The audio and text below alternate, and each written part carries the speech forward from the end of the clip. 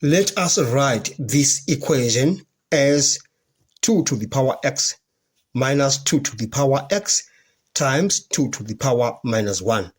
On this term, we have used the law of exponents. A to the power m times a to the power n is equal to a to the power m plus n on this term.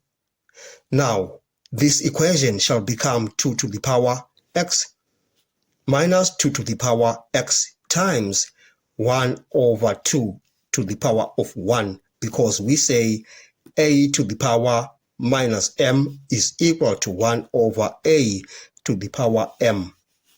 We have used this law of exponents on that term so that we get 1 over 2. This is equal to 8. Now, in the next step, we are going to factor out 2 to the power of x. So we have 2 to the power of x. 1 minus 1 over 2 is equal to 8. Now, we can simplify what is in the brackets. So we have 2 to the power of x times 1 over 2, because 1 minus 1 over 2, you get half. This is equal to 8. Now we multiply both sides of this equation by 2. We have 2 to the power of x is equal to 16.